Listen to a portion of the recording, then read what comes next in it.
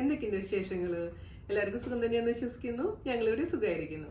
അപ്പോൾ ഞാനിന്ന് വന്നിരിക്കുന്നത് നമ്മുടെ സ്വന്തം ഇഞ്ചി മിഠായിയുടെ റെസിപ്പി ആയിട്ടാണ് കേട്ടോ. ഇഞ്ചി മിഠായി ഞാൻ ആദ്യം തന്നെ പോസ്റ്റ് ചെയ്തിട്ടുണ്ടായിരുന്നു, ഫസ്റ്റ് വേർഷൻ. ഇതെന്ന് പറയുന്നത് നമ്മുടെ ചെറുപ്പത്തിലേ മുതൽ നമ്മൾ കഴിച്ചിട്ടുള്ള ഇഞ്ചി മിഠായിയാണ്. ഇതിൽ മൈദ ചേർത്തിട്ടില്ല കേട്ടോ. വളരെ എളുപ്പമാണ് തയ്യാറാക്കാൻ. 15 മിനിറ്റ് മതി നമുക്ക് തയ്യാറാക്കി സെറ്റ് ചെയ്യാൻ വെക്കുക. 1 മണിക്കൂറിനുള്ളിൽ റെഡിയാവും, മുറിച്ചെടുത്ത് കഴിക്കാം. അപ്പൊ ഇഞ്ചി മിഠായി എന്ന് പറയുമ്പോൾ സത്യം പറഞ്ഞാൽ എനിക്ക് ഇഷ്ടമില്ലാത്തൊരു സംഭവമായിരുന്നു ചെറുപ്പത്തിലെ. പക്ഷെ ഇപ്പൊ ആലോചിക്കുമ്പോൾ ഒരുപാട് നല്ല മെമ്മറീസ് ഉണ്ട്. ഞാൻ ഡിണ്ടിഗലിൽ പഠിക്കുമ്പോൾ ബസ്സിനിടയ്ക്ക് പോവായിരുന്നു. അപ്പോൾ ഇഞ്ചി മിഠായി വിൽക്കുന്ന പയ്യന്റെ കയ്യിൽ നിന്ന് ഒരു ഇഞ്ചി മിഠായി വാങ്ങിച്ചു വെക്കും. കാരണം പേടിയാണ് ഛർദ്ദിക്കാതിരിക്കാൻ വേണ്ടിയിട്ട്. പിന്നെ മാത്രമല്ല, നമുക്ക് എന്തെങ്കിലും ദഹനത്തിന്റെ പ്രശ്നങ്ങളൊക്കെ ഉണ്ടെങ്കിൽ ഒരു ഇഞ്ചി മിഠായി കഴിച്ചു കഴിഞ്ഞാൽ എല്ലാം മാറിക്കിട്ടും. അപ്പൊ എല്ലാവരും തയ്യാറാക്കി നോക്കുക നമ്മുടെ സ്വന്തം ഇഞ്ചി മിഠായി. അപ്പൊ അതിനുശേഷം വീഡിയോ ഇഷ്ടമായിട്ടുണ്ടെങ്കിൽ മാക്സിമം ഷെയർ ചെയ്യുക, നമ്മളിന്ന് സപ്പോർട്ട് ചെയ്യാം കേട്ടോ. അപ്പോൾ ഒട്ടും താമസിക്കണം, നമുക്ക് ഇങ്ങനെയാണ് രുചികരമായ ഇഞ്ചി മിഠായി തയ്യാറാക്കാം എന്ന് നോക്കിയിട്ട് വരാം. ഓക്കെ, അപ്പൊ നമുക്ക് നമ്മുടെ എന്താ പറയാ കുട്ടിക്കാലത്തുള്ള ഓർമ്മകളിലോട്ട് പോയാലോ. അതായത് നമ്മുടെ സ്വന്തം ഇഞ്ചി മിഠായി. കുട്ടിയായിരിക്കുന്ന സമയത്ത് ഇഞ്ചി മിഠായി എനിക്ക് വലിയ ഇഷ്ടമൊന്നും ഉണ്ടായിരുന്നില്ല. പക്ഷെ വലുതായപ്പോഴാണ് ഇഞ്ചി മിഠായിയുടെ ഒരു ഇഷ്ടവും നൊസ്റ്റാൾജിയൊക്കെ കൂടി വന്നത്.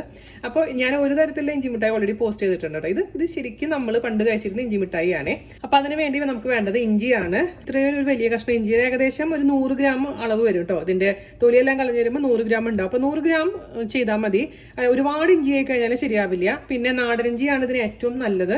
ഇവിടെ നാടൻ ഇഞ്ചി എനിക്ക് കിട്ടിയിട്ടുണ്ടായിരുന്നു. അപ്പൊ നാടൻ ഇഞ്ചി വളരെ നൈസാക്കി അരിഞ്ഞു വെച്ചിട്ടുണ്ട്. അതാണ് കൂടുതൽ ഫ്ലേവറും എരിവും ഒക്കെ വരുന്നത്. ശരിക്കും നാടൻ ഇഞ്ചി തന്നെയാണ്. പക്ഷെ നിങ്ങൾക്ക് നിവൃത്തിയില്ലെങ്കിൽ ഈ വലിയ ടൈപ്പ് ചൈനീസ് ഇഞ്ചി വെച്ചിട്ടും ചെയ്യാം, കുഴപ്പമൊന്നുമില്ല. ഞാൻ ആദ്യമായിട്ട് ഉണ്ടാക്കി നോക്കിയപ്പോൾ ഇത് വെച്ചിട്ടാണ് ചെയ്തിട്ടുണ്ടായിരുന്നത് കേട്ടോ. അപ്പൊ ചേട്ടൻ പറഞ്ഞത് ആ ഒരു എരിവ് കുറവാണെന്ന് പറയും. അതുകൊണ്ടാണ് ഞാനിപ്പോൾ നാടൻ ഇഞ്ചി ഉപയോഗിക്കുന്നത്. അപ്പോൾ 100 ഗ്രാം നാടൻ ഇഞ്ചി ആദ്യം തന്നെ വാഷ് ചെയ്യുക. അതിനുശേഷം ചെറുതായിട്ട് ഇങ്ങ് അരിയുക. അതിനുശേഷം നമുക്കിത് നന്നായിട്ട് മിക്സിയിലിട്ട് അരച്ചെടുക്കണം. അരച്ചെടുക്കുന്ന സമയത്ത് കുറച്ച് വെള്ളം കൂടി ചേർത്ത് അരച്ചെടുക്കാം.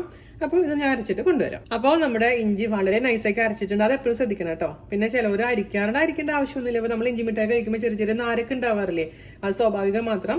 അപ്പോൾ ഇത് നമുക്കൊരു പാത്രത്തിലോട്ട്, ഏത് പാത്രത്തിലാണോ നിങ്ങൾ കുക്ക് ചെയ്യാൻ പോകുന്ന ആ പാത്രത്തിലോട്ട് അങ്ങ് ഒഴിച്ചു കൊടുക്കാം. ഞാനിപ്പോൾ ചെറിയൊരു സോസ് പാനിലോട്ട് ഒഴിച്ചു കൊടുക്കുകയാണ്.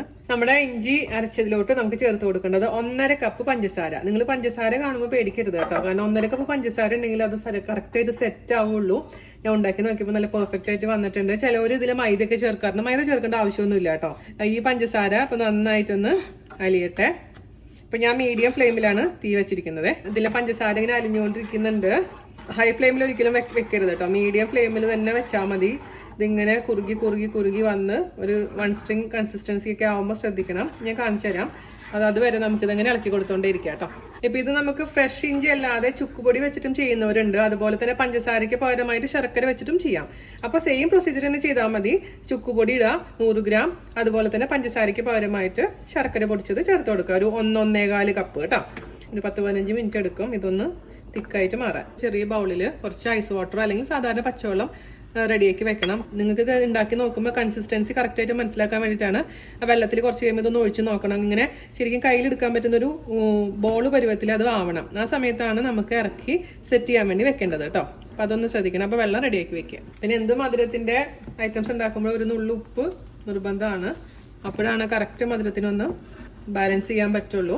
നിങ്ങൾ ഇത് കഴിയുമ്പോൾ ഇങ്ങനെ പതഞ്ഞ് വരാൻ തുടങ്ങും. അത് കുഴപ്പമില്ല, അങ്ങനെ തന്നെയാണ് സംഭവിക്കുക. ഇങ്ങനെ വറ്റി നല്ല പത പോലെ ഒരു പരുവാവുന്ന സമയത്താണ് നമ്മൾക്ക് ഏകദേശം കറക്റ്റ് ആവുക. ഇച്ചിരി എടുത്തിട്ട് നമുക്ക് വെള്ളത്തിലോട്ട് ഒഴിച്ച് നോക്കാം. അപ്പോൾ നമുക്ക് മനസ്സിലാവുന്നുണ്ട് അങ്ങനെ തന്നെ അലിഞ്ഞു പോകുന്നുണ്ട്. അത്ര അലിഞ്ഞു പോകുന്നില്ല, എന്നാലും അലിഞ്ഞു പോകുന്നുണ്ട്. അപ്പോൾ റെഡി ആയിട്ടില്ല എന്നാണ് അതിൻ്റെ അർത്ഥം. കുറച്ചും കൂടെ ഇത് റെഡി ആവാനുണ്ട്. നമുക്കിങ്ങനെ ഉരുട്ടാൻ പറ്റണം. അതാണ് അതിന്റെ ഒരു കറക്റ്റ് കൺസിസ്റ്റൻസി എന്ന് പറയുന്നത്.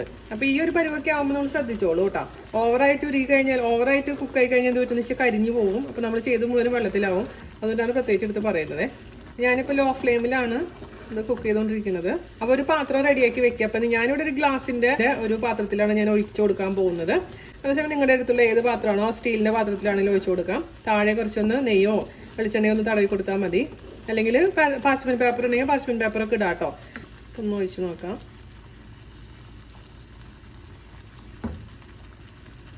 ഏകദേശം ആയി വരുന്നുണ്ട്. മുഴുവനായിട്ട് ആയിട്ടില്ല, ചെറുതായിട്ട് പിടിക്കാൻ പറ്റുന്നുള്ളൂ ഇപ്പോഴും. പക്ഷേ ഇങ്ങനെ കൈ കൊണ്ട് തൊട്ട് കഴിഞ്ഞാൽ അലിഞ്ഞു പോകും. അതല്ല നമുക്ക് വേണ്ടത്. ശരിക്കും ഉരുട്ടിയെടുക്കാൻ പറ്റണം. നല്ല വാസന കേട്ടോ.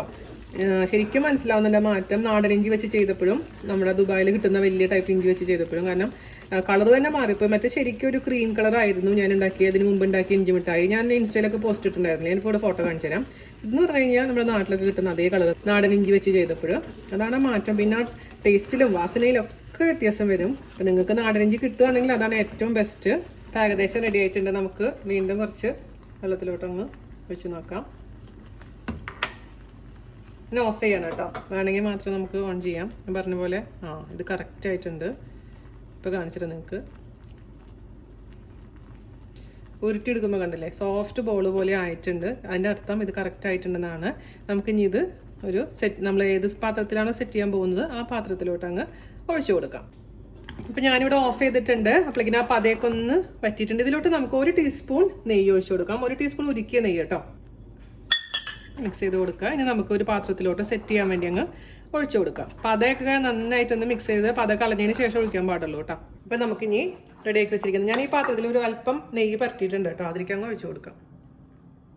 തിന്നായിരിക്കുന്ന സ്ലൈസസ് ആണ് ഏറ്റവും നല്ലത്. ഒരുപാട് കട്ടിയിൽ ഇത് മുറിച്ചെടുക്കണ്ട. ഇപ്പോൾ ഇഞ്ചി മിഠായി എന്നൊക്കെ പറയുമ്പോൾ നമ്മൾ ചെറിയൊരു പോർഷനല്ലേ കഴിക്കുള്ളൂ.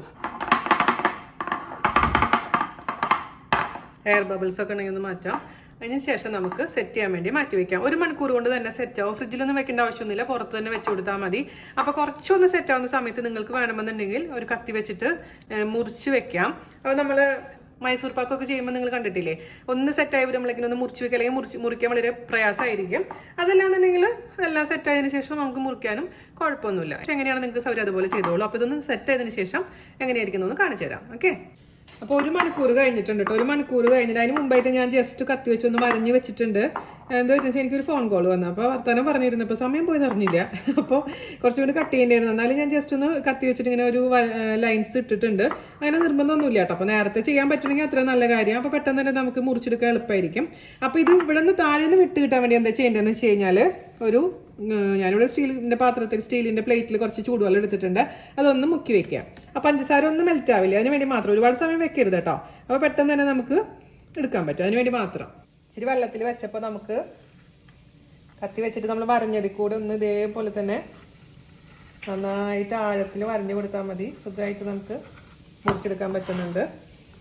ആദ്യമേ തന്നെ ചെയ്യുകയാണെങ്കിൽ അത്ര നല്ല കാര്യം കേട്ടോ.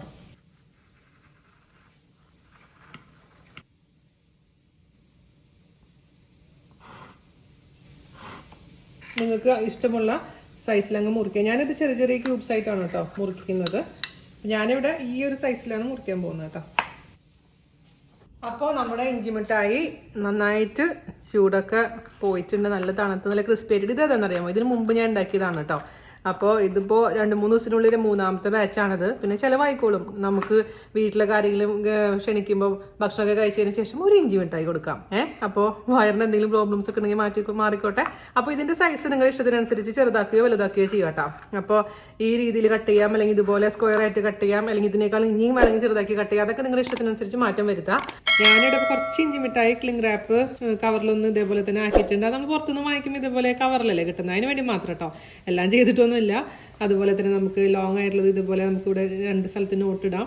കെട്ടിയിട്ട് പിന്നെ മിഠായി പോലെ ആക്കാം. വേറെ വീട്ടിലേക്കൊക്കെ നമ്മൾ പോകുമ്പോൾ ഗിഫ്റ്റ് കൊടുക്കണമെങ്കിൽ ഇതുപോലെ നല്ല ഭംഗിയിൽ റാപ്പ് ചെയ്തതിന് ശേഷം കൊടുത്താൽ മതി. അപ്പോൾ കുറച്ചും കൂടെ ഒരു ലുക്ക് ഉണ്ടാവും അല്ലേ. അപ്പോൾ നിങ്ങളെ ഇഷ്ടത്തിനനുസരിച്ച് ചെയ്തോളൂ. അപ്പോൾ ഞാൻ ജസ്റ്റ് ഒന്ന് കാണിച്ചു തന്നു മാത്രം. അപ്പോൾ ഇവിടെ ഇങ്ങനെ കെട്ടിടാം. അപ്പോൾ കെട്ടിട്ട് കഴിഞ്ഞാൽ പിന്നെ അതങ്ങ് പോവില്ല. അല്ലെങ്കിൽ പിന്നെ ജസ്റ്റ് ഒന്ന് ചൂടാക്കിയാൽ മതി സൈഡിൽ. അപ്പോഴേ ഈ ഇട്ടതിന് നിന്നോളും. അപ്പോൾ ഇത്രേ ഉള്ളൂ സംഭവം. സൂപ്പറാണ്. അപ്പോൾ ഞാൻ പറഞ്ഞ പോലെ നാടൻ ഇഞ്ചി വെച്ച് ചെയ്യുന്നതാണ് ഏറ്റവും ബെസ്റ്റ് കേട്ടോ. അപ്പോഴാണ് നമ്മൾ പഴയൊരു സ്വാദ് കിട്ടുള്ളൂ. നിവൃത്തിയില്ലെങ്കിൽ ഉള്ള ഇഞ്ചി വെച്ച് ചെയ്യാം.